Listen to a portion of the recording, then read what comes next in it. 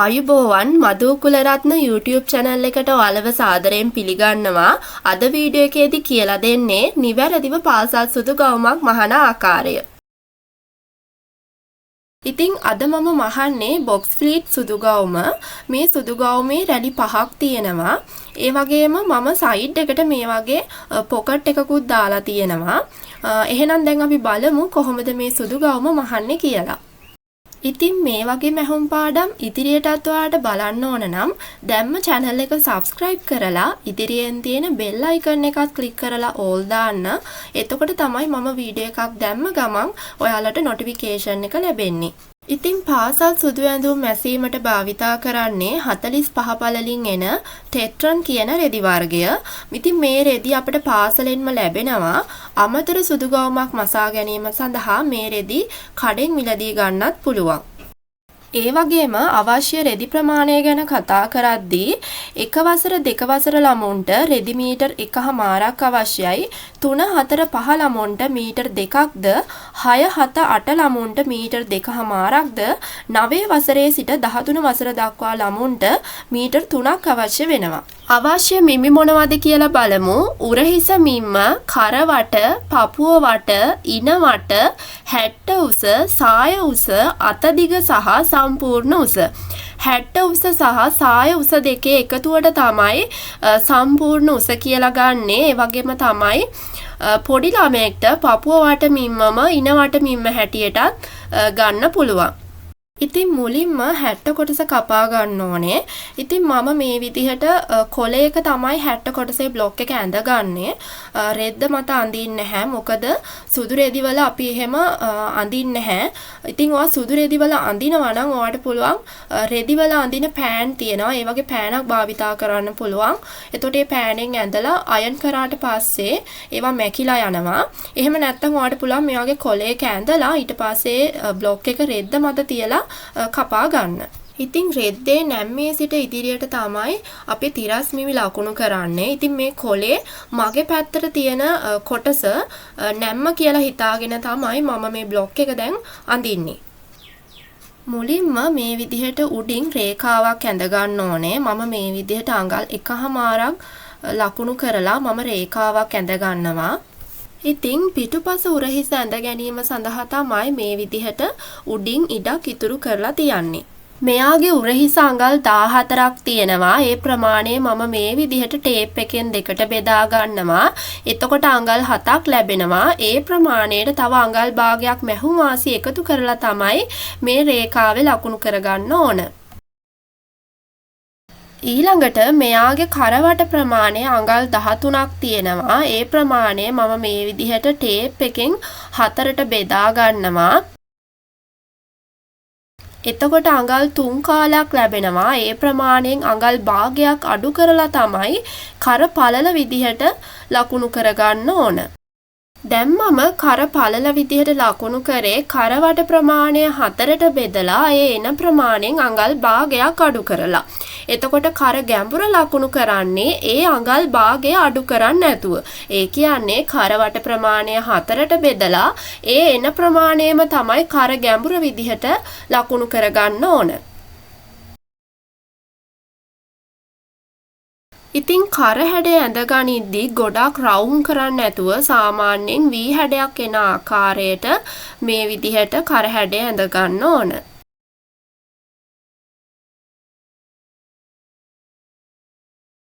ඊළඟට උරහිස අඟල් 1ක් පහත් කරලා ඉරක් ඇඳ ගන්නවා. ඉතින් පොඩි ළමයෙක්ට නම් අඟල් භාගයක් උරහිස පහත් කරාම ඇති.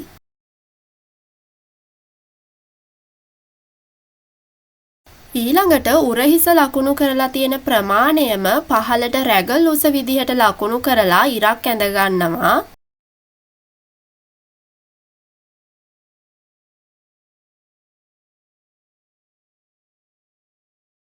ඉතින් උරහිස ලකුණු කරලා තියෙන ප්‍රමාණයම තමයි මේ රේඛාවෙත් මේ විදිහට හරහට ලකුණු කරගන්න ඕන.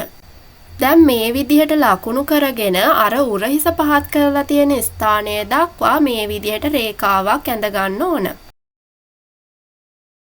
ඉතින් මෙයාගේ පපුව වට ප්‍රමාණය අඟල් 32ක් තියෙනවා. ඒ ප්‍රමාණය මම මේ විදිහට හතරට බෙදා ගන්නවා. එතකොට අඟල් 8ක් ලැබෙනවා. ඒ ප්‍රමාණයට තව අඟල් 1.5ක් එකතු කරලා තමයි මේ රේඛාවේ ලකුණු කරගන්නේ.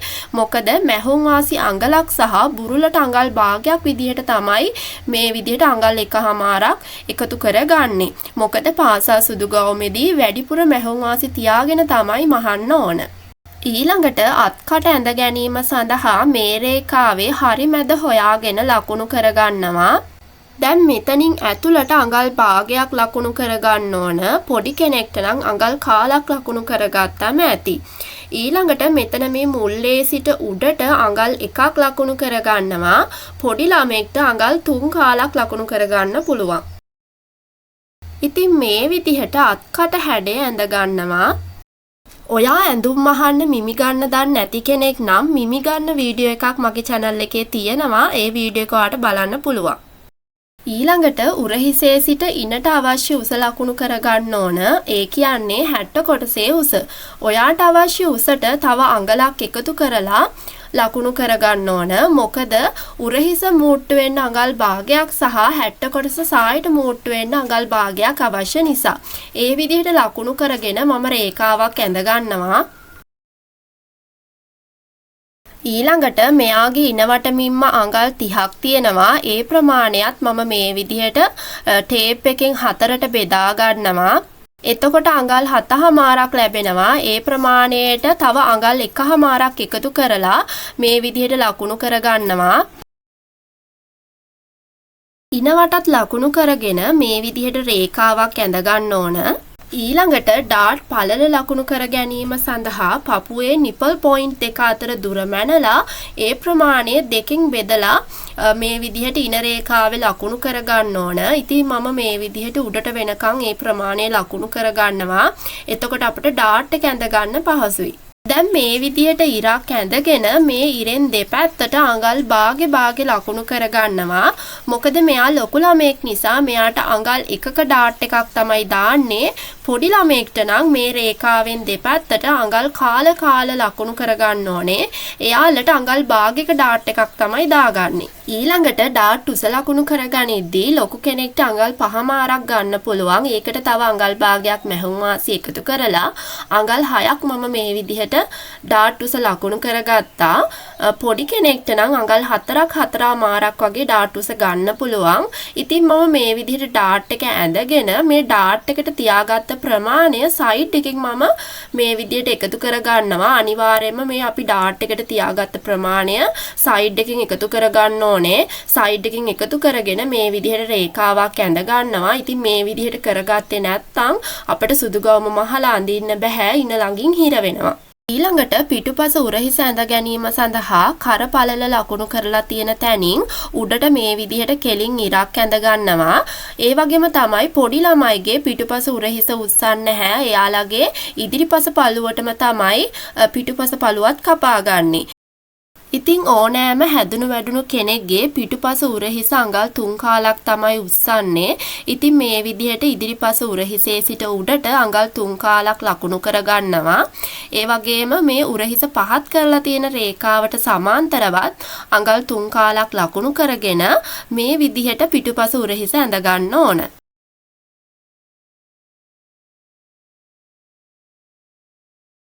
ඊළඟට පිටුපස කර ගැඹුර ලකුණු කරද්දී ලොකු කෙනෙක්ට අඟල් 1ක් ලකුණු කරන්න ඕන. පොඩි කෙනෙක්ට අඟල් භාගයක් ලකුණු කරන්න ඕන. ඉතින් පිටුපස උරහිසේ සිට පහළට තමයි මේ විදිහට කර ගැඹුර ලකුණු කරලා මේ විදිහට කර හැඩය ඇඳ ගන්න ඕන. ඉතින් පොඩි ළමයෙක්ගේ ඉදිරිපස උරහිසේ සිට පහළට අඟල් භාගයක් ලකුණු කරලා කර හැඩය ඇඳ ගන්න ඕන. දැන් මේ විදිහට ඇඳගෙන ඇවිත් මෙන්න මෙතනින් කැපිලා යන විදිහට කර හැඩය ඇඳ ගන්න ඕන. උඩින් ඇඳලා තියෙන උරහිස් රේඛාව දක්වා. දැන් මේ විදිහට ඇඳගත්තාට පස්සේ මෙන්න මෙතන පරතරය අඟල් කාලක් වෙන්න ඕන. අඟල් කාලකට අඩු වුණත් කමක් නැහැ. මේ බලන්න මේ විදිහට තමයි පිටුපස කර හැඩය ඇඳෙන්න ඕන.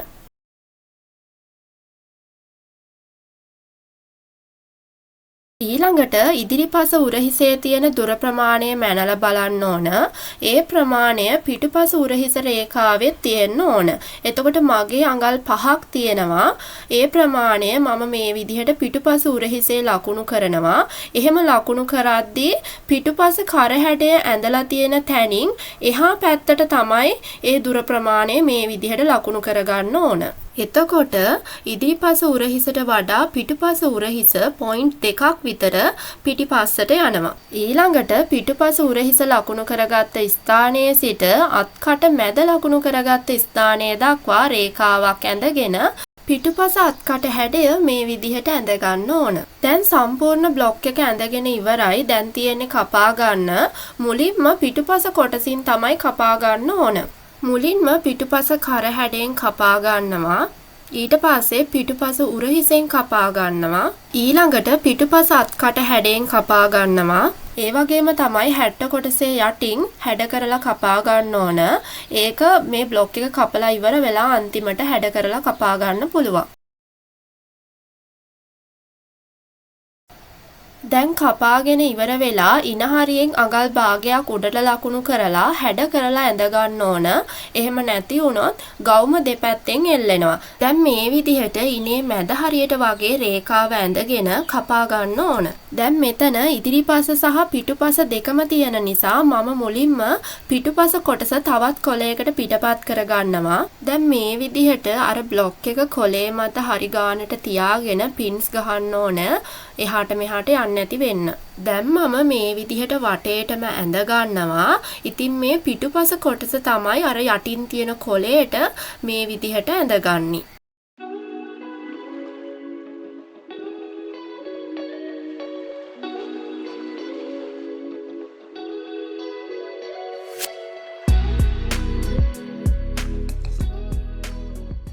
ඉතින් මම දැන් මේ විදිහට කාබන් කොලයක් යටින් තියලා පිටුපස කොටසටත් මේ ඩාට් එක පිටපත් කර ගන්නවා. ඉතින් ඔයාට කාබන් කොල නැත්නම් ඔයාට අර විදිහට මැනලා ඩාට් එක ඇඳ ගන්න පුළුවන්. දැන් මේ විදිහට ඇඳගත්ත පිටුපස පළුවත් මම කපා ගන්නවා.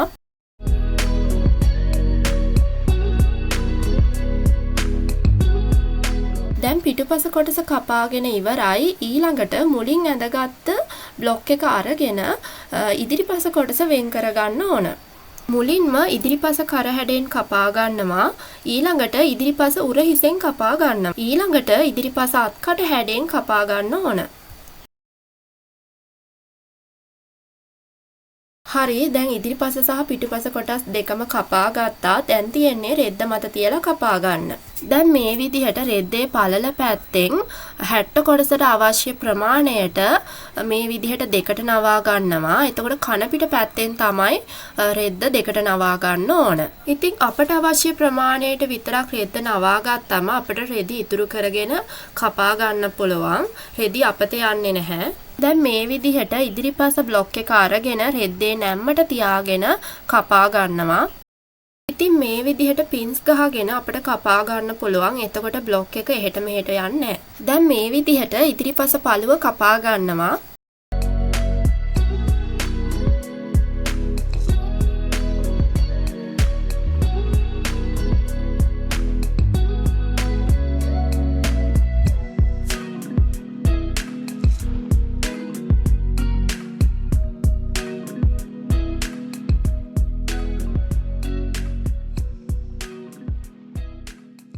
දැන් මේ විදිහට තියෙද්දිම කාබන් කොලයක් අරගෙන ඩාට් එක 60 කොටසට පිටපත් කර ගන්නවා.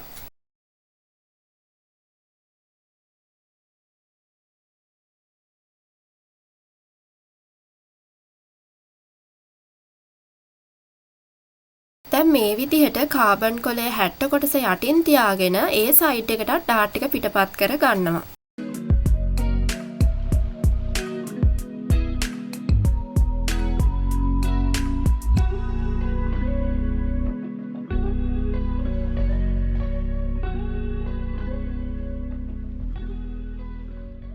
ඉතින් දැන් මේ 60 කොටස දිගාරින් නැතුව මේ විදිහට තියෙද්දිම ඕපන් එක හදා ගන්නවා. මේ ඉදිරිපස ඕපන් එකට මම අයිලට් එකක් තමයි දාගන්නේ. දැන් මේ 60 කොටසේ නැම්ම තියෙන්නේ මගේ පැත්තට. ඉතින් මේ විදිහට මේ නැම්ම දිගේ උඩ ඉඳන් පහළට අඟල් 5 මාරක් මම ලකුණු කරගන්නවා. පොඩි කෙනෙක්ට නම් අඟල් 3 මාරක් ලකුණු කරගත්තම ඇති. දැන් මේ මාක් කරගත්තු ස්ථානය දක්වා මේ විදිහට කට් කරගන්නවා.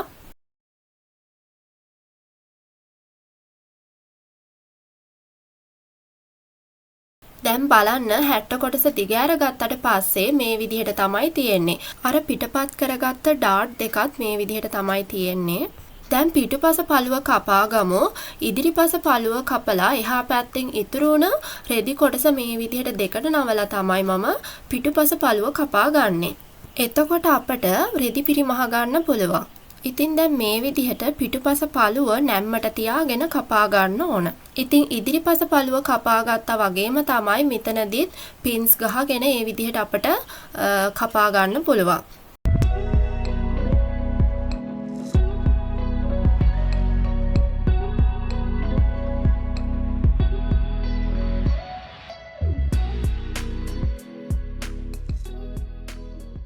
ඊළඟට ඉදිරිපස කොටසේ වගේමයි පිටුපස කොටසෙත් මේ විදිහට කාබන් කොලයක් තියාගෙන 60 කොටසට ඩාට් පිටපත් කර ගන්නවා.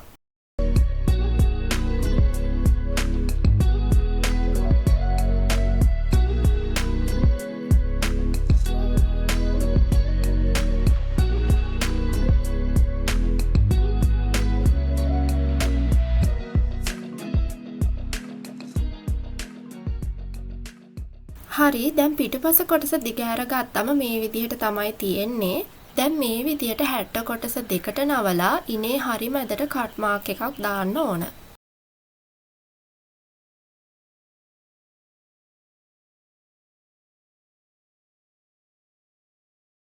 ඉතින් මුලින්ම මේ පළු දෙකේම ඩාට් මහගෙන ඉන්න ඕන. එහෙනම් දැන් අපි බලමු කොහොමද මහන්නේ කියලා. දැන් මම මේ විදිහට ඩාට් එක මැදින් නවලා පින්ස් ගහනවා. එතකොට අපිට මහ ගන්න පහසුයි. දෙපැත්තෙන් ඇඳිලා තියෙන ඉරි දෙක එක සමානව තියාගෙන පින් ගහන්න පුළුවන්.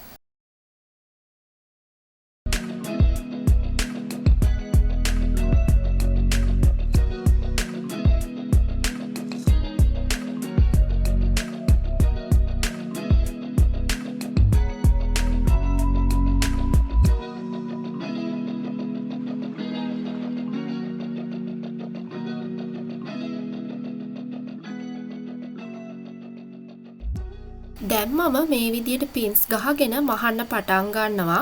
මහද්දී මේ උඩින් පටන් ගනිද්දී හීනිවට මහගෙන එන්න ඕන. එතකොට තමයි ඩාට් එක හරියට මැහෙන්නේ. ඒ වගේම තමයි ඔයා ඩාට් එකට තියාගත්ත ප්‍රමාණය තමයි මෙතනදී මහන්න ඕන. මම අඟලක ඩාට් එකක් තමයි දාගත්තේ. ඉතින් දෙපැත්තට අඟල් භාගෙ ගියාම ඉතින් මේ ඩාට් එක මම අඟල් භාගෙට තමයි මහ ගන්න ඕන.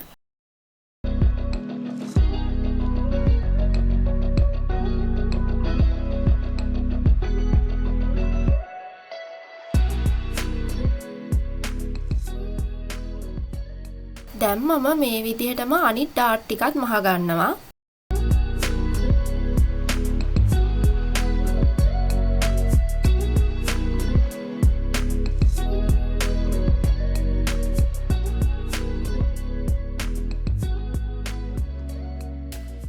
ඩාට් එක මහලා ඉවර වුණාට පස්සේ මේ විදිහට තමයි තියෙන්නේ.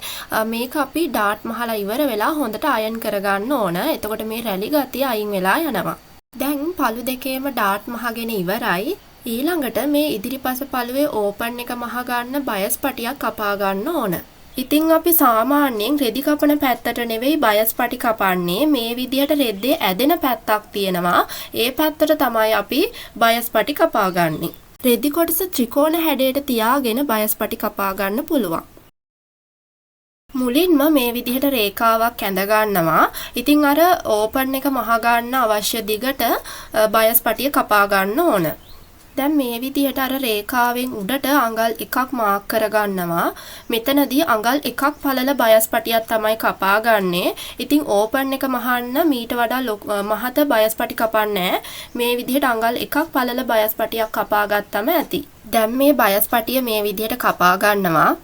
දැන් මේ විදිහට බයස් පටිය දෙපැත්තෙන් කපා ගන්න ඕන. දැන් 60 කොටසේ කන පිට පැත්තෙන් ඕපන් එකට මේ විදිහට බයස් පටිය තියාගෙන අඟල් කාලට මහගෙන එන්න ඕන. මෙහෙම තියාගනිද්දී උඩින් බයස් පටිය අඟල් භාගයක් විතර උඩින් ඉතුරු වෙන්න තියාගන්න. දැන් මේ විදිහට අඟල් කාලයේ මැහුම් වාසියට මහගෙන යන්න ඕන. එතකොට මේ බයස් පටිය කන පිට පැත්තෙන් තමයි මේ ඕපන් එකට තියාගෙන මහගෙන යන්නේ. දැන් මේ විදිහට අර කට් එක දාලා තියෙන තැනට දක්වා මහගෙන ඇවිත් එතනින් මේ විදිහට නීඩල් එක ඇතුළට දාලා 60 කොටස මේ විදිහට හරව ගන්න ඕන. මෙතනදී 60 කොටස මේ විදිහට කෙලින් තියාගෙන තමයි මහගෙන යන්න ඕන. එහෙම නැති වුණොත් එතනින් රැලි හැදෙනවා. ඉතින් දැන් මේ විදිහට 60 කොටසේ රැලි හැදෙන්නේ නැති වෙන්න අර දැන් මේ විදිහට නීඩල් එක මෙතනදී ඇතුළට දාලා තියෙන්නේ. ෆුට් එකෙන් මේ විදිහට දැන් උස්සලා මේ විදිහට 60 කොටස හරව ගන්න ඕන. මේ විදිහට 60 කොටස කෙලින් තියාගෙන මහගෙන යනවා. එතකොට බලන්න අර මේ 60 කොටසේ රැලි හැදෙන්න බෑ. අර අතන කට් එක තියෙන තැනින් ඒක හදාගෙන මේ විදිහට මහගෙන යන්න ඕන. දැන් මේ විදිහට වැඩිපුර තියෙන පටි කොටස කපලා අයින් කරලා මහ ගන්නවා. දැන් බලන්න හොඳ පිට පැත්තෙන් බලද්දි මේ විදිහට තියෙන්න ඕන. එතන රැලි හැදිලා තියෙන්න බෑ. දැන් 60 කොටසේ හොඳ පිට පැත්තෙන් බයස් පටිය මේ විදිහට එක වතාවක් නවලා නැවත වතාවක් මේ විදිහට නවලා හොඳ පිට පැත්තෙන් මහගෙන යන්න ඕන.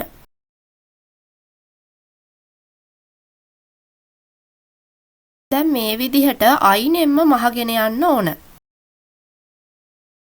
දැන් මේ විදියට මහගෙන ඇවිත් අර V හැඩය තියෙන තැනදී නීඩල් එක ඇතුළට දාලා ෆුට් එක උඩට ඔසවලා 60 කොටස මේ විදියට හරවගෙන එතනදිත් කෙලින්ම මහගෙන එන්න ඕන. එතනදී 60 කොටස රැලි වෙන්න දෙන්නේ නැතුව මහ ගන්න ඕන.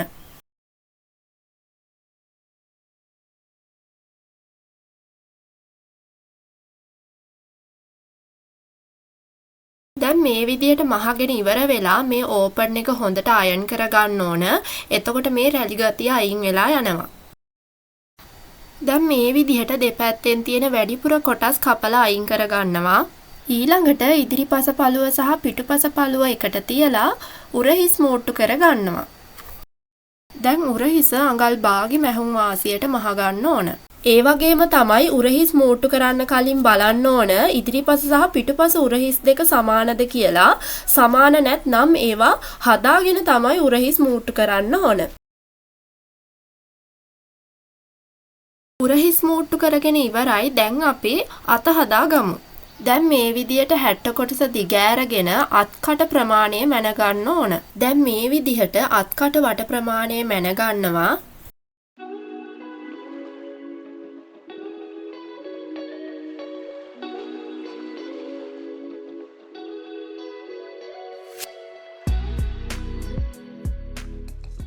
ඒ විදිහට මැනගත්තම මට අඟල් 15ක් ලැබෙනවා. ඒකෙන් අඟල් 2ක් අඩු කරන්න ඕන. පොඩි ළමයෙක්ට නම් අඟල් 1ක් අඩු කරන්න. ඉතින් මෙතනදී අඟල් 2ක් අඩු කරාම අඟල් 13ක් ලැබෙනවා. ඒ ප්‍රමාණය දෙකට බෙදාගත්තම අඟල් 6මාරක් ලැබෙනවා. ඒ ප්‍රමාණය ලියලා තියාගන්න ඕන. ඉතින් මම අත කොටසේ බ්ලොක් එකත් කොලයක ඇඳ ගන්නවා. ඊට පස්සේ බ්ලොක් එක රෙද්ද මත තියලා කපා ගන්නවා. මුලින්ම මේ විදිහට උඩින් රේඛාවක් ඇඳ ගන්නවා. ඊළඟට මේ රේඛාවේ සිට පහළට අඟල් 3මාරක් ලකුණු කරලා රේඛාවක් ඇඳ ගන්නවා. ඉතින් XS small අඳින අයට අඟල් 3මාරක්ද, medium large XL අඳින අයට අඟල් 4මාරක්ද මේ විදිහට ලකුණු කරගන්න පුළුවන්. මුලින් මම අත්කට වට ප්‍රමාණය මැනලා ඒ ප්‍රමාණයෙන් 2ක් අඩු කරලා ඒ ලැබෙන ප්‍රමාණය දෙකට බෙදාගත්තා. එතකොට මට අඟල් 6මාරක් ලැබුණා.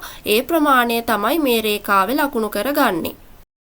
ඒ වගේම තමයි මේ රේඛාවේ අපට රැගල් උස ලකුණු කරගන්නත් පුළුවන්. හැබැයි අර විදිහට ලකුණු කරගත්තම අත්කට ප්‍රමාණයටම අපට අත කපා ගන්න පුළුවන්. දැන් මේ ප්‍රමාණය මේ රේඛාවේ ලකුණු කරලා මේ විදිහට රේඛාවක් ඇඳ ගන්න ඕන. දැන් මේ රේඛාවේ හරි මැද හොයාගෙන ලකුණු කරගන්න ඕන. ඊළඟට මේ කොටසේ හරි මැද හොයාගෙන මාක් කරගන්න ඕන.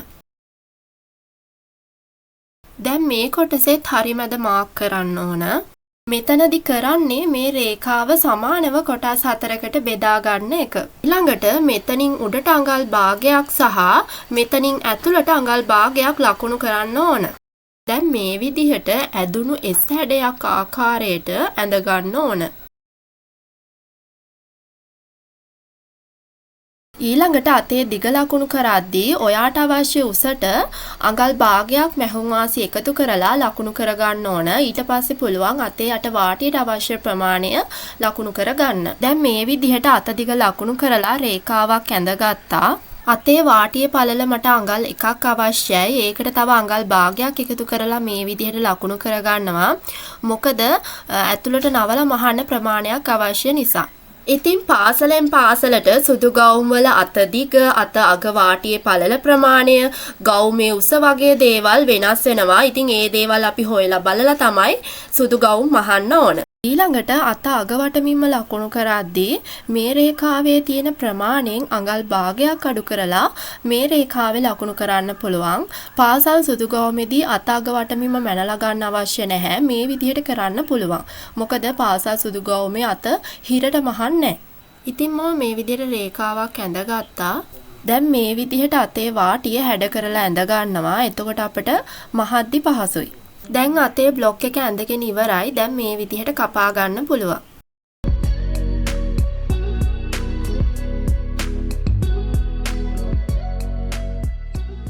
දැන් මේ විදිහට රෙද්ද අරගෙන දෙකට නවා ගන්නවා. ඊට පස්සේ නැවත වතාවක් මේ විදිහට දෙකට නවා ගන්නවා. එතකොට රෙදි කොටස හතරට නවා ගන්න ඕන. එතකොට අපිට අත් දෙකම එකවර කපා ගන්න පුළුවන්.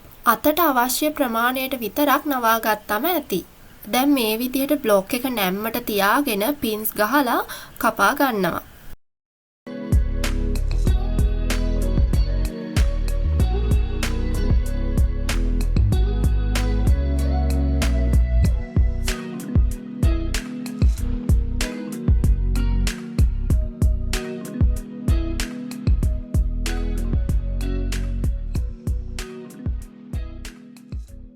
දැන් මේ විදිහට තියෙද්දිම අතේ මුදුනට කට් මාක් එකක් දාගන්නවා. ඉතින් සුදු ගවුමේදී අතේ වාටිය මහගෙන ඊට පස්සේ ඇඳුමට අල්ල ගන්න පුළුවන්. එහෙම කරාම අපට පහසුයි. ඉතින් අතේ වාටිය සඳහා මම අඟල් 1/2ක් තියාගත්තා. දැන් මේ විදිහට අඟල් භාගයක් ඇතුළට නවලා නැවත වතාවක් මේ විදිහට නවා ගන්නවා. එතකොට මට අඟල් 1ක් පළල වාටියක් තමයි අවශ්‍ය වෙන්නේ. ඉතින් මේ විදිහට නවාගෙන අපිට පින්ස් ගහ ගන්න පුළුවන්. එතකොට අපිට නීට් එකට අතේ වාටිය මහ ගන්න පුළුවන්. දැන් මම මේ විදිහට අත් දෙකේම වාටිය නවලා පින්ස් ගහගත්තා. දැන් මේ විදිහට වාටිය අයිනෙන්ම මහගෙන යන්න ඕන. එකිනෙක පින්ස් ගලවන ගමන් මහගෙන යන්න ඕන.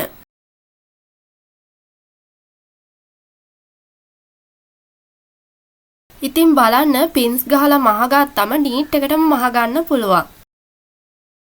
දැන් අනිත් අතේ වාටියත් මහගන්නවා.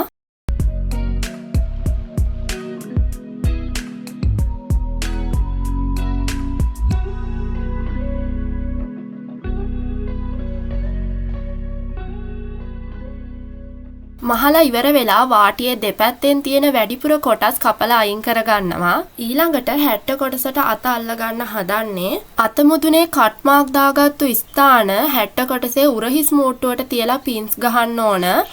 ඉතින් හැට්ට කොටසේ හොඳ පිට පැත්තට අතේ හොඳ පිට පැත්ත තියලා තමයි මහගෙන යන්නේ. ඕනෑම ඇඳුමක මේ විදිහට පින්ස් ගහලා මහගත්තම අපට හොඳ නිමාවකින් ඒ ඇඳුම මහගන්න පුළුවන්. දැන් මේ විදිහට පින්ස් ගහගෙන ඉවර වෙලා අඟල් භාගෙ මැහුම් වාසියට මහගෙන යන්න ඕන. ඒ වගේම තමයි අද මේ සුදු ගවුම මම ඕවර්ලොක් කරන්නේ නැතුව තමයි මහන්නේ. ඉතින් ඕවර්ලොක් මැෂින් එකක් නැති කෙනෙක්ට උනත් සුදු ගවුම් මහන්න පුළුවන්.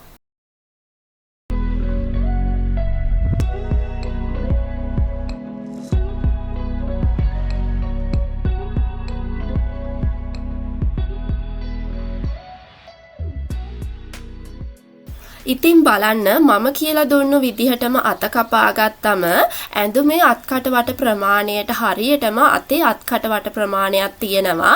අත වැඩි වෙන්නෙත් නැහැ අඩු වෙන්නෙත් නැහැ. අනිත් අතත් අර විදිහටම පින්ස් ගහලා මහ ගන්නවා.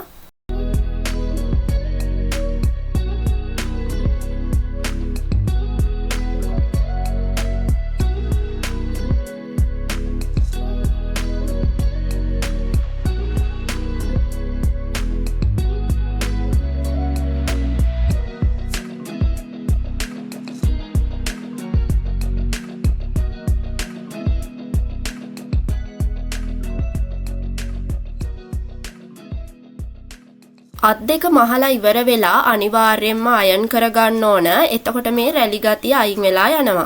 දැන් මම ලෑස්ති වෙන්නේ කොළ එක කපා ගන්න. ඉතින් සාමාන්‍යයෙන් කොළ එක කපන්නේ බලවාටිය දිගට. ඉතින් මම මේ විදිහට රෙදි කොටසක් අරගෙන මේ විදිහට දෙකට නවා ගන්නවා.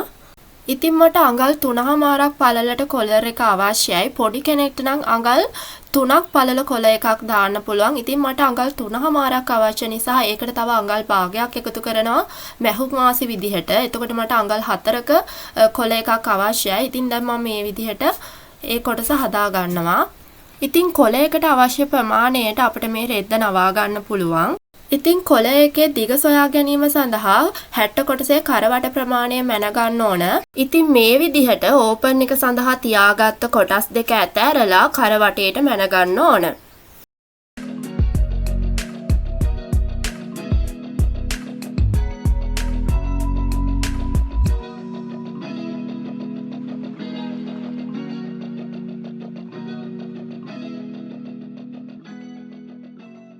ඉතින් මේ කරවට ප්‍රමාණය අඟල් 15ක් තියෙනවා. ඒ අඟල් 15ක් දිගට තමයි කොළ එක කපා ගන්න ඕන. ඉතින් ඔයාට ලැබුණු කරවට ප්‍රමාණයට වඩා තව අඟල් 5ක් වැඩිපුර දිගට කොලර් එක කපා ගන්න ඕන. මොකද අපි දෙපැත්තෙන් කොලර් එකේ හැඩ කරන්න අපිට ප්‍රමාණයක් අවශ්‍ය වෙන නිසා.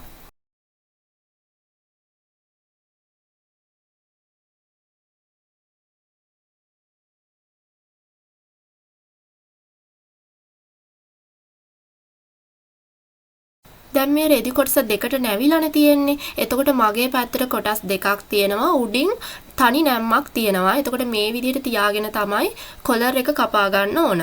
දැන් මේ විදිහට මේ පැත්තෙන් අඟල් 2මාරක් ලකුණු කරලා එතෙන් සිට මෙහා පැත්තට අඟල් 15ක් මම ලකුණු කර ගන්නවා මගේ කොලර් එකට අවශ්‍ය දිග. ඉතින් මට අවශ්‍ය කොලර් එකේ දිගට වඩා අඟල් 5ක් වැඩිපුර ගත්ත නිසා මේ විදිහට අඟල් 15න් දෙපැත්තට අඟල් 2මාර ඉඩ තියෙනවා. එතකොට අපිට කොලර් එක හැඩ කරගන්න පුළුවන්.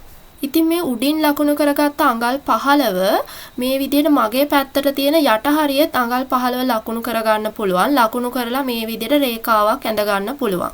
කොලර් එක හැඩ කර ගැනීම සඳහා මේ දෙපැත්තෙන් අඟල් 1මාර ලකුණු කරගන්න පුළුවන්.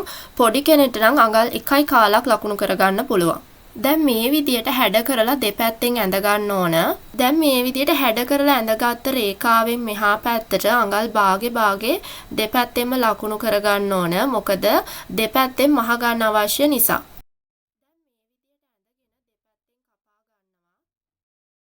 ඒ වගේම අපි අර කරවට මැනගත්තු ප්‍රමාණය මේ කොලර් එකේ යට හරියේ තියෙනවද කියලා බලන්න ඕන.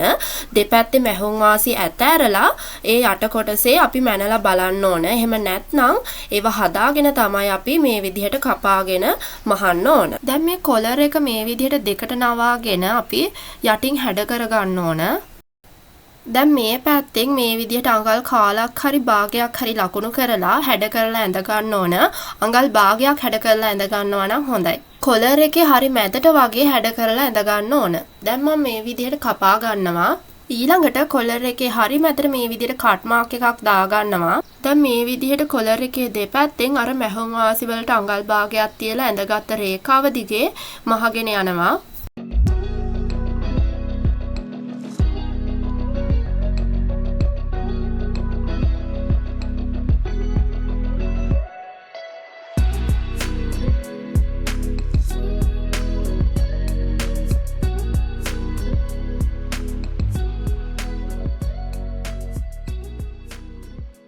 දෙපැත්තෙන් අඟල් භාගයක් තිබුණම වැඩි. ඒ නිසා දෙපැත්තෙන් අඟල් කාලක් ඉතුරු වෙන්න කපලා මේ විදිහට කොනෙනුත් දෙපැත්තෙම කපා ගන්නවා. එතකොට අපිට කොලර් එක හරව ගන්න ලේසි. දැන් අනිත් පැත්ත හරවගෙන බලන්න ඔයාට අවශ්‍ය දිගට කොලර් එක තියෙනවද කියලා. අපි හරියටම කපා ගත්තනම් ඒක හරියටම තියෙනවා. දැන් මේ විදිහට මම කොලර් එකේ යට හරියේ මැස්මක් දාගෙන යනවා. එතකොට අර කොටස් දෙකම හරියට එක ගානට හිටිනවා.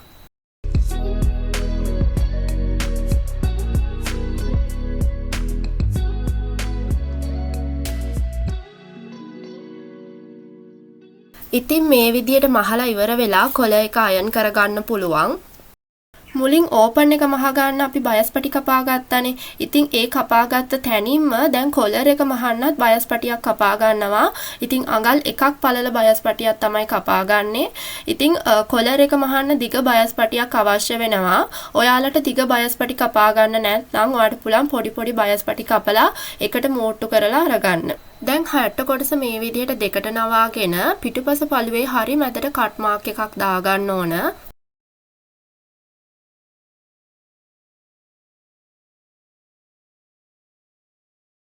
ඉතින් අපි කොලර් එකෙත් හරි මැදට කට් මාක් දාගත්තානේ. ඒ තැන හරියටම මේ 60 කොටසේ කට් මාක් දාගත්තු ස්ථානයට තියලා පින් ගහන්න ඕන. ඉතින් මේ විදියට 60 කොටසේ කර වටේටම මේ විදියට කොලර් එක තියාගෙන පින් ගහන්න ඕන. ඉතින් බලන්න හරිම ප්‍රමාණයට කොලර් එක කපා ගත්තම කොලර් එක අඩු වෙන්නෙත් නැහැ වැඩි වෙන්නෙත් නැහැ ගානට තියෙනවා.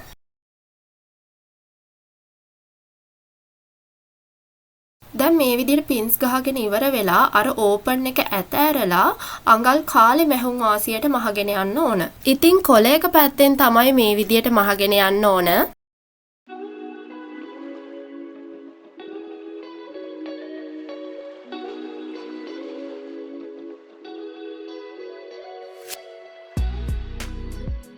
දැන් බයස්පටි අරගෙන මේ විදිහට දෙපැත්තෙන් කෙලින් කපා ගන්න ඕන.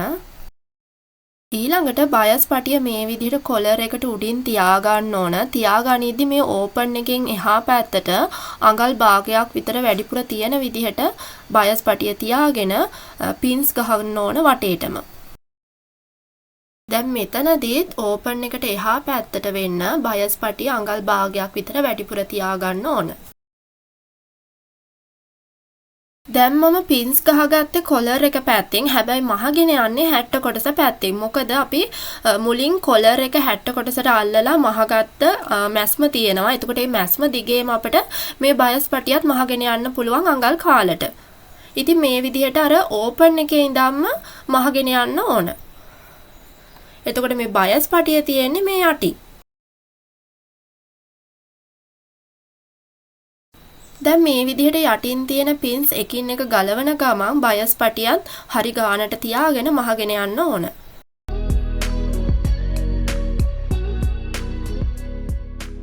මැස්ම අවසන් කරද්දිත් අර ඕපන් එක දක්වාම මහලා අවසන් කරගන්න ඕන. දැන් මේ විදිහට මහගෙන ඉවර වෙලා අඟලෙන් අඟලට කට් මාක් දාගන්න ඕන. එහෙම කට් මාක් එක දාගනිද්දී අර දාගත්ත මැස්ම කැපෙන්නේ නැති වෙන්න කට් මාක් එක දාගන්න ඕන. ඉතින් ඒක බලලා හරි පරිස්සමට කරන්න ඕන. ඉතින් මුලින්ම මේ විදිහට එක වතාවක් බයස්පටිය ඇතුළට නවලා අර ඕපන් එක පැත්තෙන් වැඩිපුර තියාගත්ත කොටස මේ විදිහට ඇතුළට නවලා ඊට පස්සේ නැවත වතාවක් මේ විදිහට බයස්පටිය නවලා මහගෙන යන්න ඕන.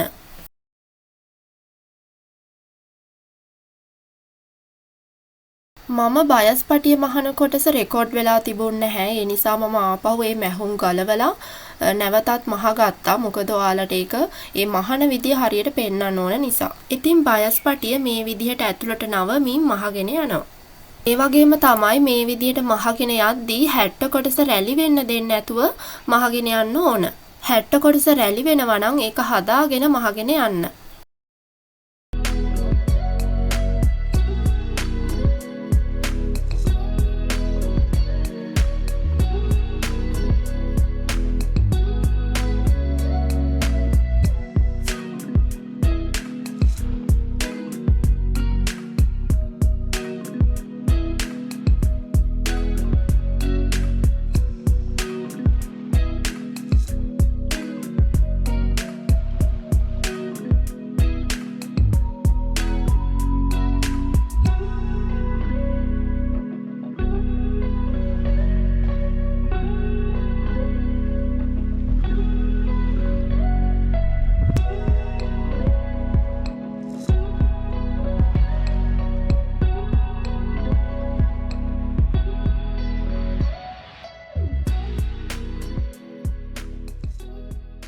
දැන් මහල අවසන් කරද්දිත් මේ විදිහට ඕපන් එක පැත්තේ තියෙන අඟල් භාගයක රෙදි කොටස ඇතුළට නවලා මහ ගන්න ඕන. ඉතින් බලන්න මහගෙන ඉවරුනාම මේ විදිහට ලස්සනට තියෙනවා. ඉතින් බලන්න සම්පූර්ණ හැට කොටස මහගෙන ඉවරයි. දැන් අපිට තියෙන්නේ සාය කොටස හදාගන්නයි ඉනට පටිය සහ සාක්කුව හදාගන්න විතරයි. හරි, දැන් අපි බලමු සාය කොටසේ රැලි ටික හදාගන්නේ කොහොමද කියලා. ඉතින් පාසලෙන් පාසලට සුදු ගවුම් වල රැලි තියෙන විදිහ වෙනස් වෙනවා. අද මම මහන සුදු ගවුමේ මැදට බොක්ස් ප්ලීට් එක තමයි එන්නේ. බොක්ස් ප්ලීට් එකෙන් දෙපැත්තට චූටි රැලි දෙක ගානේ රැලි 4ක් එනවා. එතකොට මේ සුදු ගවුමේ රැලි 5ක් තියෙනවා.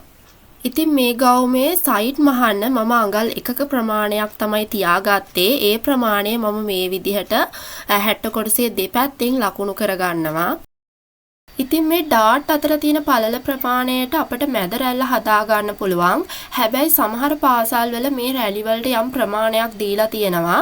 ඉතින් අපිට ඒවා බලලා රැලි හදා ගන්න පුළුවන්. ඉතින් මේ ළමයාගේ බොක්ස් ෆ්ලීට් එකෙන් දෙපැත්තට රැලි දෙක තමයි එන්නේ. එතකොට අපිට පුළුවන් මේ ඩාට් එකෙන් මේ පැත්තට මැහුම් වාසිය ඇතෑරලා ඒ තියෙන දුර ප්‍රමාණය මැනලා දෙකෙන් බෙදා ගන්න පුළුවන්. මොකද රැලි දෙකක් එන නිසා.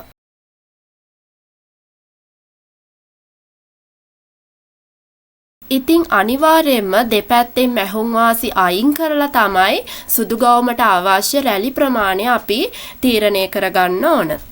ඉතින් මේ සුදු ගවුමේදී මට මැද රැල්ල අඟල් 5ක් පළලට අවශ්‍ය වෙනවා. ඒ වගේම දෙපැත්තෙන් එන රැලි අඟල් 2.3 කාලේ පළලට මට අවශ්‍ය වෙනවා. ඉතින් ඒ ප්‍රමාණයට තමයි මම සාය කොටස හදාගන්නේ. ඉතින් ඔයාලට අවශ්‍ය ප්‍රමාණය මැනලා ඒ ප්‍රමාණයට ඔයාලට සාය කොටස හදාගන්න පුළුවන්. සාය කොටසේ රැලි ටික හදාගන්න පුළුවන්. ඒ වගේම තමයි ලොකු කෙනෙක්ට සාය කොටසේ රැලි හදාගනිද්දී මේ 45 පළල රෙද්දම අවශ්‍ය වෙනවා. හැබැයි පොඩි කෙනෙක්ට රැලි හදාගනිද්දී මේ 45 පළල රෙද්දම යන්නේ නැහැ. හැබැයි ලොකු කෙනෙක්ට නම් මේ 45 පළල රෙද්දම අවශ්‍ය වෙනවා. ඉතින් සාය කොටසේ උස ගනිද්දී ඉනේ සිට පහළට ඔයාට අවශ්‍ය උස මැනලා ගන්න පුළුවන්. ඉතින් මේ සාය උස මට අඟල් 25ක් අවශ්‍ය වෙනවා. ඒ ප්‍රමාණයට තව අඟල් 3මාරක් එකතු කරලා තියෙනවා. මොකද සාය කොටස 60 කොටස මූට්ටු වෙන්න අඟල් භාගයක් අවශ්‍ය වෙනවා. ඉතුරු අඟල් 3 එකතු කරලා තියෙන්නේ යට වාටිය මසා ගැනීම සඳහා. මොකද සුදු ගවුමේ යට වාටිය මහතට තමයි මහන්නේ. ඉතින් මේ වාටියේ පළල මම අඟල් 2මාරක් ගන්නවා. ඒ ප්‍රමාණයට තව අඟල් භාගයක් එකතු කරලා තියෙනවා. මොකද අඟල් භාගයක් ඇතුළට නවලා තමයි නැවත වතාවක් නවලා මහන්න ඕන. ඉතින් ඒක වාටිය මහන කොටසේදී ඔයාලට ඒ දේ හොඳට පැහැදිලි වෙයි. ඉතින් මට අවශ්‍ය සාය උසට තව අඟල් 3මාරක් එකතු කරලා මේ විදිහට බලවාටිය දිගට උස මැනගෙන කපා ගන්න ඕන. ඉතින් මට අවශ්‍ය ප්‍රමාණයට මම රෙදි කොටස කපාගෙන තියෙන්නේ. ඉතින් මේ වගේ තව රෙදි කොටසක් කපා ගන්න ඕන මේ ප්‍රමාණයට. ඒ කියන්නේ මේ ප්‍රමාණයටම අපිට රෙදි කොටස් දෙකක් අවශ්‍ය වෙනවා. මොකද ඉදිරිපස සහ පිටුපස යන කොටස් දෙකටම අවශ්‍ය නිසා. ඉතින් ඔයාට අවශ්‍ය සාය උසට ඔයා රෙදි කොටස් දෙකක් කපා ගන්න ඕන. ඊළඟට රෙදි කොටස් දෙකම මේ විදිහට පළල පැත්තෙන් දෙකට නවලා හරි මැදට කට් මාක් එකක් දාගන්න ඕන.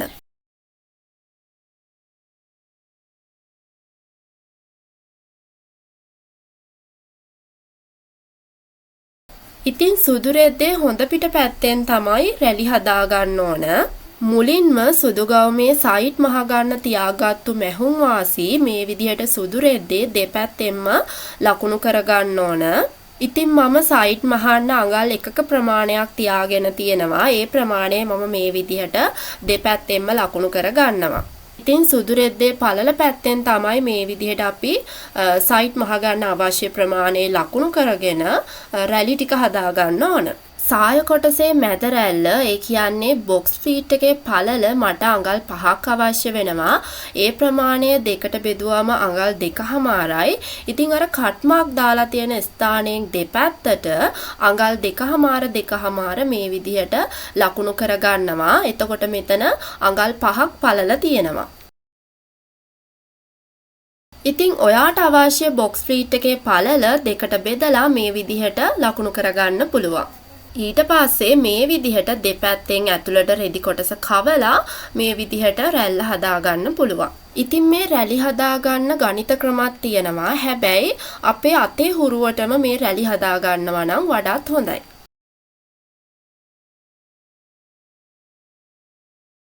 ඉතින් දැන් මේ විදිහට නවාගෙන බලන්න ඕන අපට අවශ්‍ය පළල ප්‍රමාණයට රැල්ල තියෙනවද කියලා.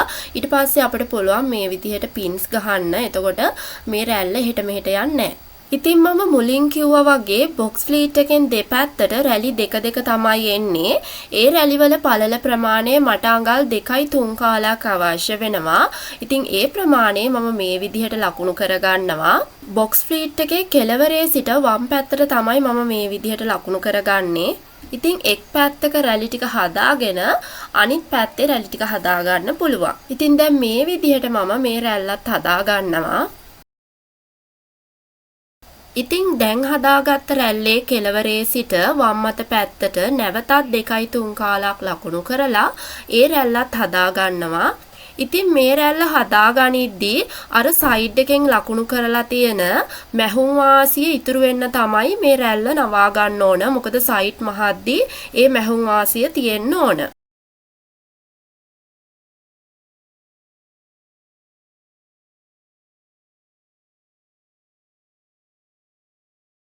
ඉතින් දැන් වම් අත පැත්තේ රැලි ටික හදාගත්තු විදිහටම තමයි මේ දකුණු අත පැත්තෙත් රැලි ටික හදාගන්න ඕන. ඒ වගේම තමයි ලොකු ඉනක් තියෙන ළමයෙක්ට සමහර වෙලාවට මේ 45 පළල රෙද්ද මදි වෙනවා රැලි හදාගනිද්දී. එතකොට අපි තවත් රෙද්දක් මේකට මෝට්ටු කරන්න නැහැ. ඒකට අපි කරන්න ඕන මේ රැල්ලක් නවද්දී ඇතුළට කවන ප්‍රමාණය අඩු කරලා රැලි ටික බැලන්ස් කරලා හදාගන්න ඕන. එතකොට මේ රැල්ලේ උඩින් තියෙන පළල ප්‍රමාණය වෙනස් කරන්නේ නැතුව මේ විදිහට ඇතුළට කවන ප්‍රමාණය අඩු කරලා රැලි ටික බැලන්ස් කරලා හදාගන්න පුළුවන්. ඉතින් මේ රැල්ල හදාගනිද්දිත් මේ සයිඩ් එකේ තියෙන මැහුම් වාසි ඉතුරු වෙන තමයි මේ රෙදි කොටසක රැලි ටික හදාගෙන ඉවරයි. දැන් අනිත් රෙදි කොටසෙත් මේ විදිහටම රැලි ටික හදාගන්න ඕන. ඒ වගේම තමයි දැන් මේ විදිහට රැලි ටික හදලා ඉවර වෙලා බලන්න ඕන. 60 කොටස අරන් මේ විදිහට තියලා බලන්න ඕන. 60 කොටසේ ඉනට මේ සාය කොටසේ ඉන සමානද කියලා බලන්න ඕන. ඉතින් සාය කොටස අඩු වෙලා හරි වැඩි වෙලා හරි තියෙනවා නම් නැවතත් අපි රැලි ටික බැලන්ස් කරලා හදා ගන්න ඕන. අනිවාර්යයෙන්ම 60 කොටසේ ඉනට සාය කොටසේ ඉන සමාන වෙන්න ඕන. දැන් රෙදි කොටස් දෙකේම රැලි ටික හදාගෙන ඉවර වෙලා මේ විදිහට අඟල් භාගෙට මැස්මක් දාගෙන යන්න ඕන. එතකොට සාය කොටස 60 කොටසට මෝට්ටු කරන්න පහසුයි.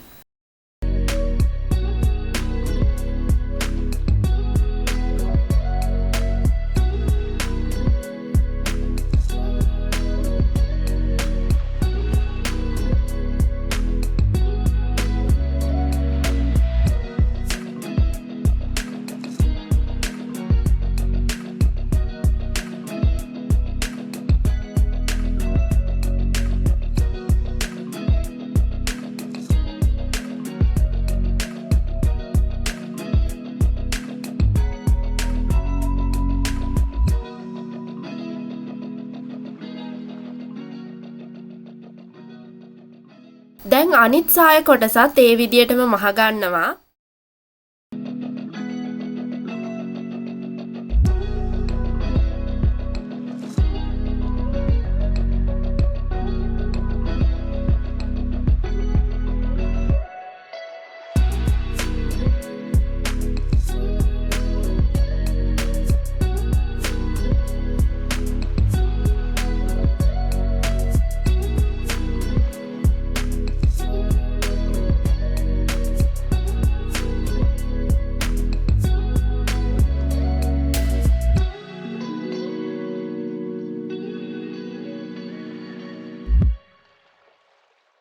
ඉතින් දැන් මම සූදානම් වෙන්නේ ඉනට අවශ්‍ය පටිය කපා ගන්න.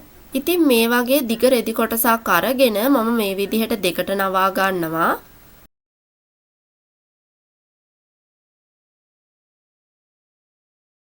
ඉතින් මට පටියේ පළල අඟල් 2ක් අවශ්‍ය වෙනවා. ඒ ප්‍රමාණයට තව අඟල් භාගයක් එකතු කරගන්නවා මැහුම් වාසි විදිහට. ඒ ප්‍රමාණය තමයි මම ලකුණු කරගන්නේ. ඒ වගේම පටියේ දිග ගනිද්දී ඉනවට ප්‍රමාණයට තව අඟල් 6ක් එකතු කරලා පටියේ දිග හදා ගන්න පුළුවන්. ඉතින් ඊට කලින් මම මේ විදිහට සයිඩ් එකෙන් ඉරක් ඇඳ ගන්නවා ඇද ඉවත් කර ගැනීම සඳහා. ඊට පස්සේ මම දැන් මේ විදිහට අඟල් 2.5 ලකුණු කර ගන්නවා. ඉතින් ඔයාට අවශ්‍ය පටියේ පල්ල ප්‍රමාණයට තව අඟල් භාගයක් මෙහුම් වාසි එකතු කරලා ඔයාට ලකුණු කරගන්න පුළුවන්.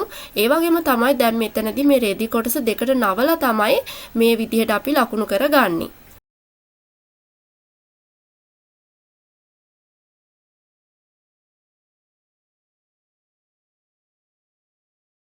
ඊළඟට පටියේ දිග ලකුණු කරගන්නවා.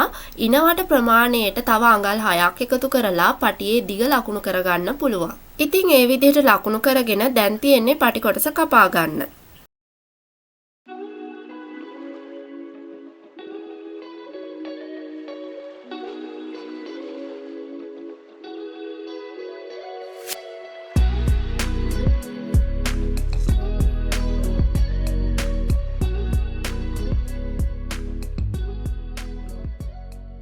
ඊළඟට සයිඩ් පොකට් එක සඳහා මේ වගේ රෙදි කොටසක් අරගෙන දෙකට නවා ගන්නවා.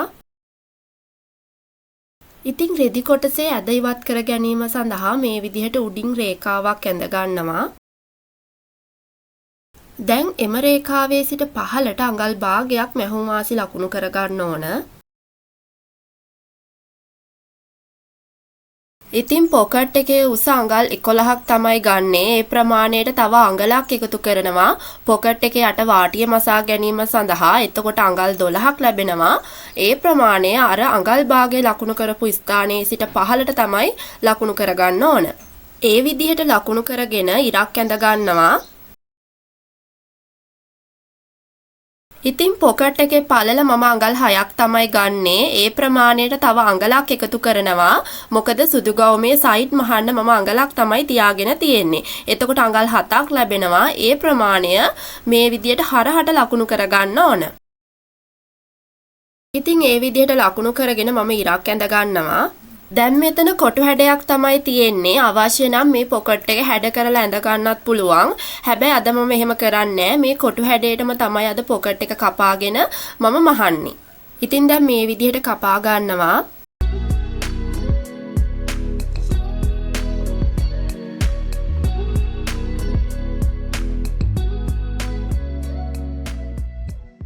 දැන් මේ පොකට් එක ගවුමේ ඉදිරිපසට එන සාය කොටසේ දකුණු පැත්තට තමයි තියාගන්න ඕන. ඉතින් සාය කොටසේ හොඳ පිට පැත්තට තමයි පොකට් රෙද්ද තියාගන්න ඕන. සායේ උස පැත්තට තමයි පොකට් එකේ උස පැත්තත් තියාගන්න ඕන.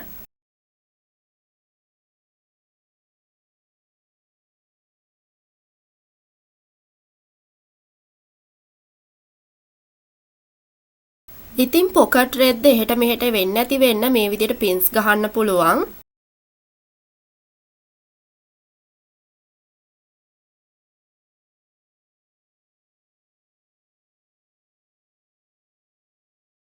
දැන් උඩ ඉනේ ඉඳන් පහළට අඟල් භාගයක් ලකුණු කරගන්නවා. මොකද සාය කොටස 60 කොටසට මූට්ටු වෙන්න අඟල් භාගයක් අවශ්‍ය නිසා. දැන් මේ අඟල් භාගයේ ලකුණු කළ ස්ථානයේ සිට පහළට අඟල් 2ක් ලකුණු කරගන්නවා.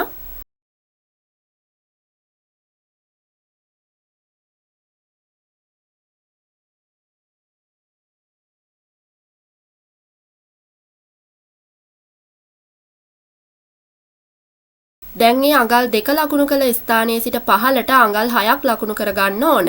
ඒ අඟල් 6 ලකුණු කරගන්නේ අපේ අත දාන්න ඕපන් එක සඳහා.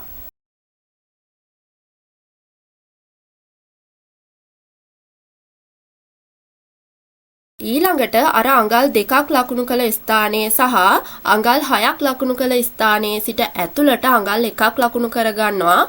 මොකද සයිඩ් මහන්න අඟල් 1ක් තියාගත්තු නිසා. දැන් මේ විදිහට ලකුණු කරගෙන එතන කොටු හැඩයක් එන විදිහට ඇඳ ගන්න ඕන.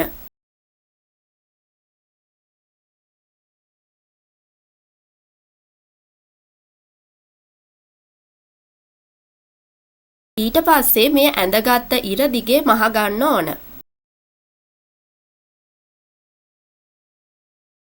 දැන් මහන්න පටන් ගනිද්දී එක තැන ටැග් කරලා මහගෙන එන්න ඕන.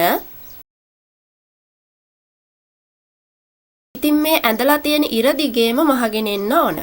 ඉතින් මේ විදියට මහගෙන එද්දී සාය කොටසේ තියෙන රැලි අහුවෙන්නේ නැති වෙන්න මහගෙන එන්න ඕන.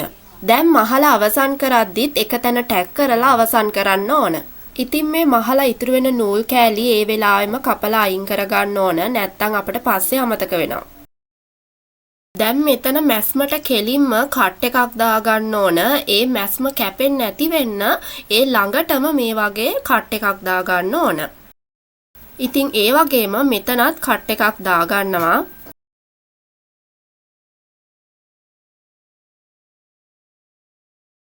ඊළඟට මේ ගහලා තියෙන පින්ස් ටික ගලව ගන්න ඕන. ඊළඟට පොකට් රෙද්ද මේ විදියට හරවගෙන මේ මැහුම් වාසි ටික උඩට ගන්න ඕන.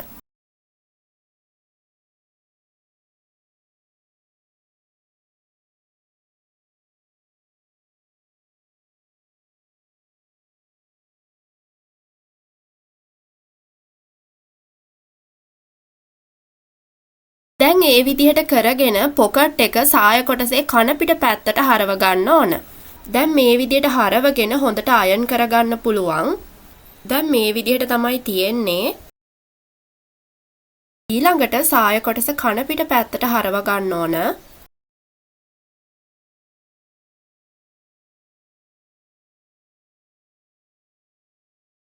දැන් මේ පොකට් රෙද්ද අර මැහුම් වාසි පැත්තට නවාගෙන පින්ස් ගහනවා.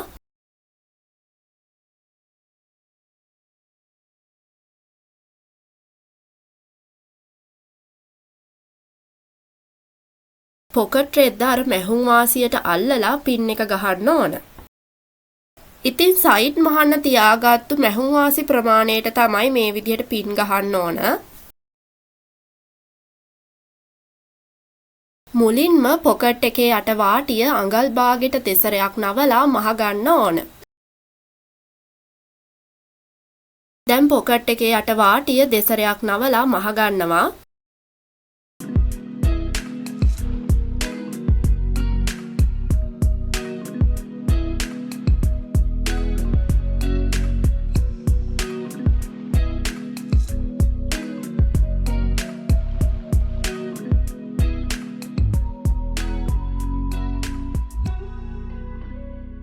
ඊළඟට පොකට් එකේ අර සයිඩ් එකට පින් ගහලා තියෙන කොටස මහ ගන්න ඕන.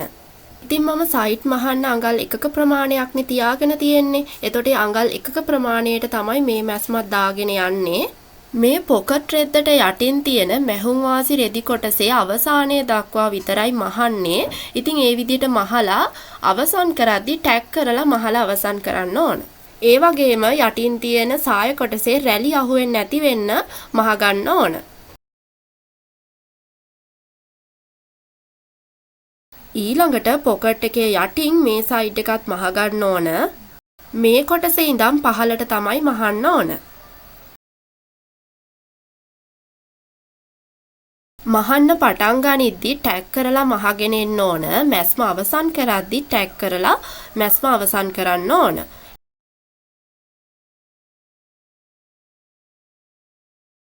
ඉතින් බලන්න මැහුවට පස්සේ හොඳ පිට පැත්තෙන් මේ විදිහට තමයි තියෙන්නේ. අර ඕපන් එකට උඩින් සහ යටින් විතරයි මහගෙන තියෙන්නේ.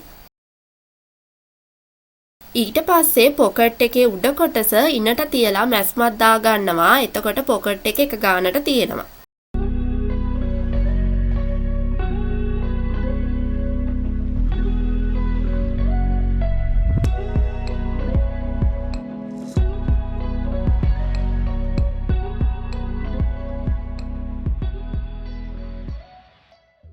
දැන් මම සූදානම් වෙන්නේ 60 කොටසට සාය කොටස මූට්ටු කරගන්න. දැන් මේ පොකට් එක මහගත්තු සාය කොටසේ ඉනට ඉදිරිපස 60 කොටසේ ඉන තියලා පින්ස් ගහන්න ඕන. ඉතින් 60 කොටසේ ඉනේ හරි මැදට කට් මාක් දාලා තියෙන ස්ථානය සාය කොටසේ හරි මැදට කට් මාක් දාලා තියෙන ස්ථානයට තියලා පින්ස් ගහන්න පුළුවන්. සාය කොටසේ හොඳ පිට පැත්තට 60 කොටසේ හොඳ පිට පැත්ත තියලා තමයි පින්ස් ගහගෙන මහන්න ඕන.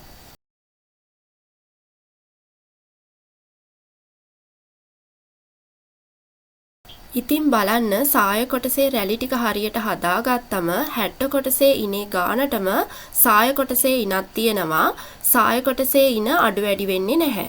දැන් පින්ස් ගහගෙන ඉවර වෙලා අඟල් භාගෙ මැහුම් වාසියට මහගෙන යන්න ඕන.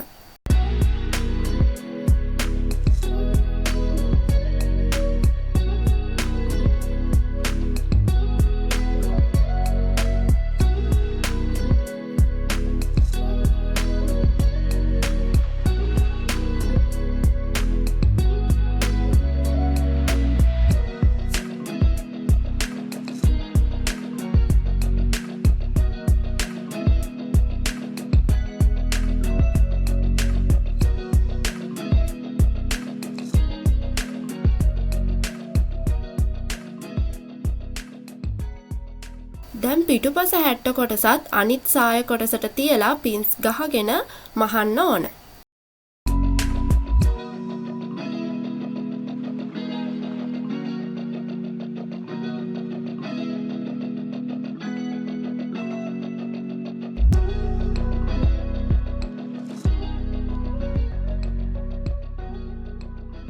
ඉතින් දැන් ඉදිරිපස සහ පිටුපස මහගෙන ඉවර වෙලා දැන් තියෙන්නේ දෙපැත්තෙම සයිඩ් මහගන්න. ඉතින් තව දෙයක් ඔයාලට කියන්න ඕන. දැන් අපි පොකට් එක මහලා තියෙන්නේ සුදු ගවුමේ දකුණු පැත්තටනේ. ඉතින් දැන් මේ විදිහට පොකට් එක ළඟින් මහගෙන යද්දී පොකට් එකේ ඕපන් එකත් එක්ක මහගෙන යන්නේ. මෙන්න මේ ඕපන් එක ළඟින් යන විදිහට තමයි මැස්ම දාගෙන යන්න ඕන. ඉතින් ඒක මහද්දී හරියට බලලා මහ ගන්න ඕන. ඉතින් සුදු ගවුමේ සයිඩ් මහන්න මම අඟල් 1ක මැහුම් වාසි තමයි තියාගත්තේ. ඉතින් ඒ ප්‍රමාණයට තමයි මම මහන්නේ. ඉතින් ඔයා තියාගන්න මැහුම් වාසි ප්‍රමාණයට තමයි සයිඩ් මහන්න ඕන. ඉතින් ඔයා මහන්න අලුත් කෙනෙක් නම් මේ විදිහට ටේප් එකෙන් මැහුම් වාසි ප්‍රමාණය මනින ගමන් මහගෙන එන්න පුළුවන්. එතකොට වරදින්නේ නැහැ. ඉතින් දැන් මේ විදිහට මහද්දී අර අතේ මූට්ටු දෙක එහෙම එක ගානට තියනවාද කියලා බලන්න. එහෙම නැත්නම් ඒවා හදාගෙන තමයි මහන්න ඕන. ඒ වගේම මේ ඉන ළඟ මූට්ටු දෙකත් එක සමානව තියෙන්න ඕන.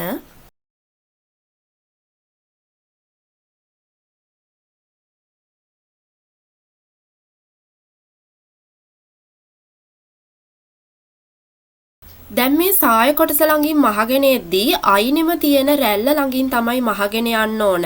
හැබැයි ඒ රැලි අහු කරගන්න එපා. ඒ රැලි අහු වෙන්නේ නැති වෙන්න මහන්න ඕන. ඉතින් ඒ රැලි පොඩ්ඩක් ඈත් කරලා මහගෙන යන්න පුළුවන්. ඒ වගේම පොකට් එකේ ඕපන් එක ළඟින් මහද්දී ඕපන් එක ළඟින්ම මහගෙන යන්න ඕන. හැබැයි පොකට් එකේ ඕපන් එක අහු වෙන්නේ නැති වෙන්න මහගෙන යන්න ඕන. ඉතින් ඒක බලන ගමන් හරියට මහගෙන යන්න ඕන.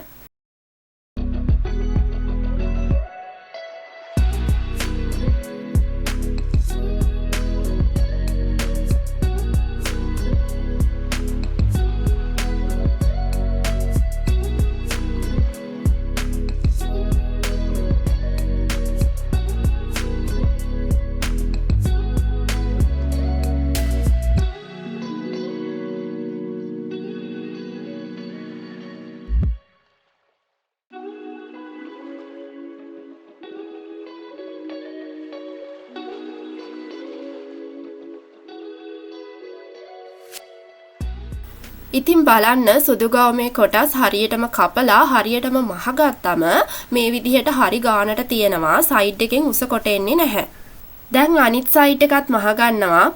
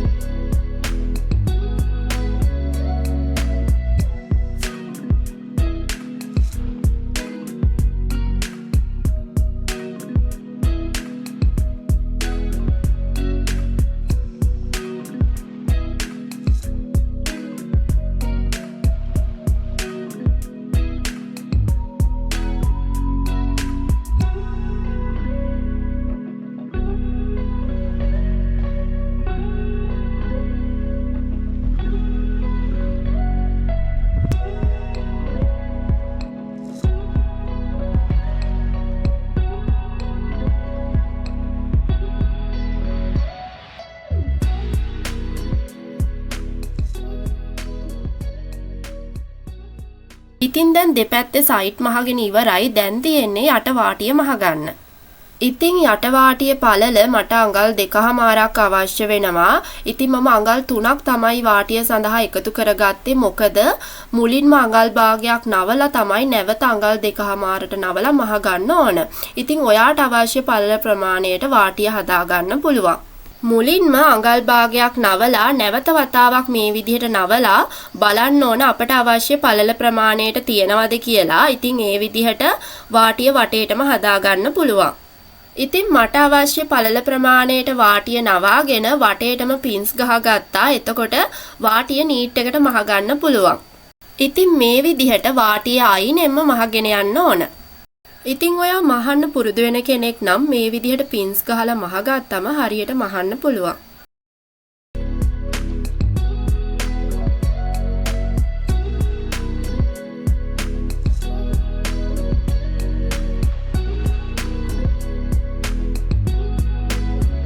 මේ විදිහට පින්ස් එකින් එක ගලවන ගමන් මහගෙන යනවා.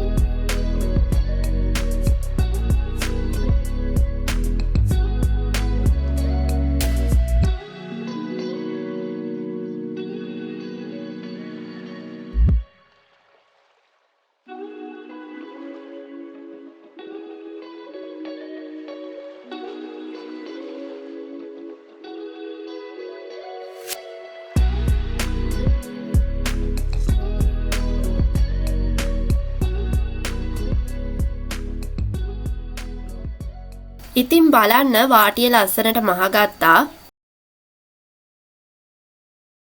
ඉතින් දැන් මම යන්නේ ඉනට පටිය මහගන්න. පටියේ කන පිට පැත්තෙන් දෙකට නවලා මේ විදිහට අඟල් භාගයට මහගෙන යන්න ඕන.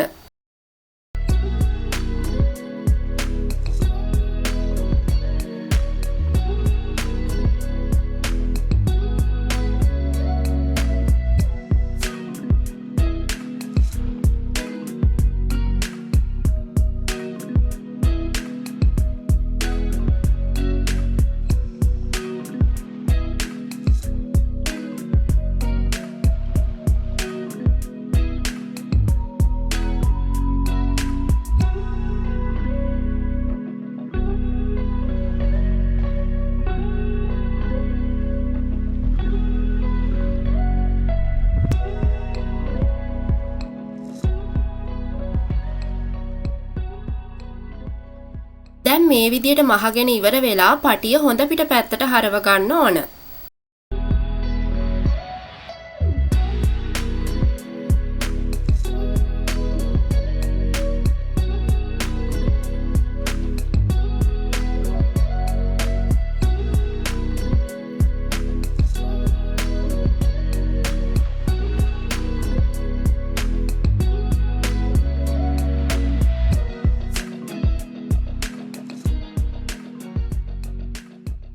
ඉතින් හොඳ පිට පැත්තට හරවගෙන තමයි දෙපැත්ත මහගන්නේ.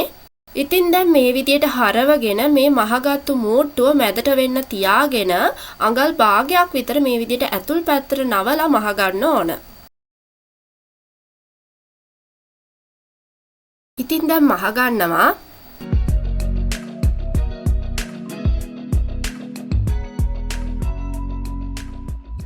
දැන් මේ විදිහටම අනිත් පැත්තත් මහගන්නවා.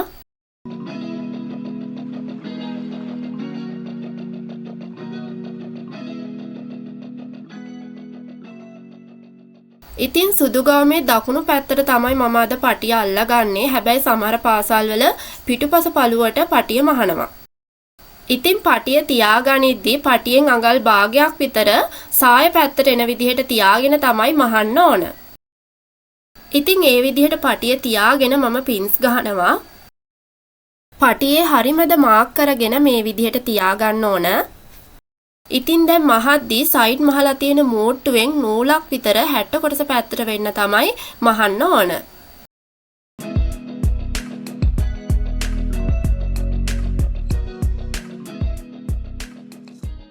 ඉතින් පටිය මහගෙන ඉවර වෙලා ඕපන් එකට මම අයිලට් මහගත්තා. ඉතින් ඔයාලටත් පුළුවන් මේ විදිහට අයිලට් මහගන්න. ඉතින් දැන් සුදු ගවුම මහලා ඉවර වෙලා හොඳට අයන් කරගන්න ඕන. එතකොට තමයි සුදු ගවුමට හොඳ නිමාවක් සහ ලස්සනක් ලැබෙන්නේ. ඉතින් බලන්න නිවැරදිව සහ ලස්සනට සුදු ගවුමක් මහගන්න පුළුවන්. ඉතින් ඔයාලට අද වීඩියෝ එකේ නොතේරුණ තැනක් තිබුණා නම් පහලින් කමෙන්ට් කරන්න. මම රිප්ලයි කරන්නම්. ඉතින් අද වීඩියෝ එකෙන් යම් දැනුමක් ඔයාලට ලැබුණා නම් වීඩියෝ එකට ලයික් කරන්න. ඔයාලගේ අදහස් පහලින් කමෙන්ට් කරන්න. එහෙනම් මම අදට ගිහින් එන්නම්. ඊළඟ වීඩියෝ එකෙන් නැවත හමු වෙමු. හැමෝටම සුබ දවසක්.